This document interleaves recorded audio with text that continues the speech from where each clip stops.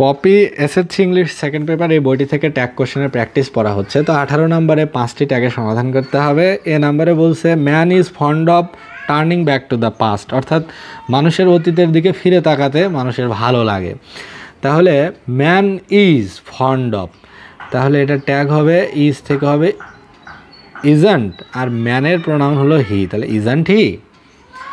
B নাম্বারে বলছে the present may be good, the present may be good, তাহলে প্রেজেন্টের জন্য ইট, আর মে থেকে হবে মে নট, তাহলে হবে মে নট ইট, এটাই হবে ট্যাগ।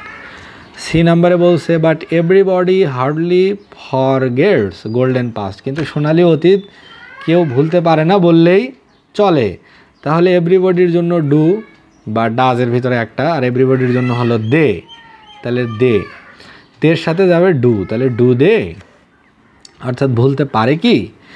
ডি নাম্বারে বলছে nothing is more pleasant to him than the memories of childhood, তাহলে নাথিং ইজ মোর প্লিজেন্ট এইটুকু ট্যাগ করতে হবে, তাহলে এটা ট্যাগ হবে নাথিং ইজের ট্যাগ হলো ইজ ইট, অর্থাৎ নাথিংয়ের জন্য ইট আর ইজ থেকে ইজ ইট। এখন ইজন্ট ইট হলো না, কারণ হলো এটা তো নাথিংয়ে আছে, মানে না বোধকে আছে, তাহলে স্টেটমেন্ট বা বাক্যটি যদি না বোধকে থাকে তাহলে ট্যাগ সবসময় হ্যাঁ বোধক করতে হয়।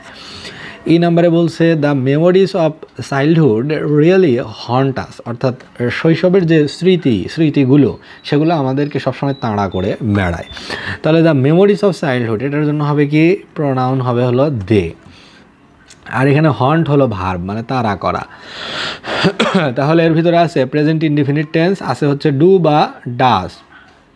এখন দেখতে হবে দের সাথে কোনটা যায়, দের সাথে যাবে ডু, আর যেহেতু স্টেটমেন্টটা অ্যাফার্মেটিভে তাহলে ডুর নেগেটিভ ফর্ম হবে ডোন্ট, তাহলে ডোন্ট দে।